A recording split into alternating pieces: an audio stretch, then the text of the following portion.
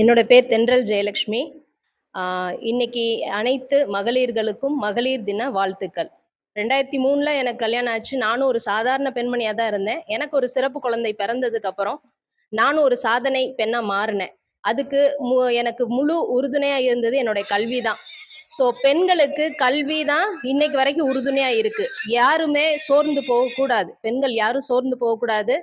So ஒரு வீட்டில் நம்ம வந்து சாதனை பண்ணோம் அப்படின்னா நம்ம வீடும் நல்லா இருக்கும், நாடையும் முன்னேற்றலாம். இன்னைக்கு பெண்கள் இல்லாத துறையே இல்லை. அது மாதிரி எல்லா துறையிலையும் பெண்கள் வந்து இன்னைக்கு முன்னேறி வந்துட்டாங்க.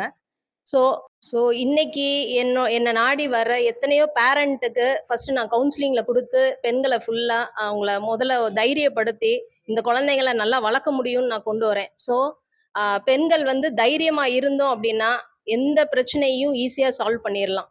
இன்னொரு முக்கியமான விஷயம் நான் என்ன சொல்றேன்னா, இப்ப இந்த மாதிரி குழந்தைங்களோட பிறப்பு வந்து ரொம்ப அதிகமாகுது. காரணம் என்ன அப்படின்னு பார்த்தீங்கன்னா, ஃபுல்லாவே ஸ்ட்ரெஸ்ஸு, இன்னொன்னு கேட்ஜெட்ஸ்.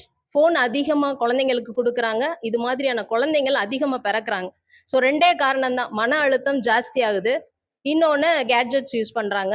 ரொம்ப சொஃபிஸ்டிகேட்டடா வாழணும்னு நெனைக்கிறாங்க, இப்போ உள்ள பேரண்ட்ஸ் எல்லாம். ஸோ இதெல்லாம் மாத்தணும். மாத்துனா மட்டும்தான் இது மாதிரியான குழந்தைகள் இனி சமுதாயத்துல அவங்களோட எண்ணிக்கை குறையணும்.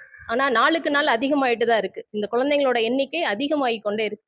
ஸோ இத வந்து குறைக்கணும் அப்படின்னா, பெண்கள் நல்லா படிக்கணும். முதல்ல விழிப்புணர்வோட இருக்கணும். இந்த குழந்தைகள் பிறக்காம இருக்கிறதுக்கு அந்த அவங்களோட மகப்பேறு காலத்துல ரொம்ப அமைதியாவும், பொறுமையாவும் இருக்கணும்.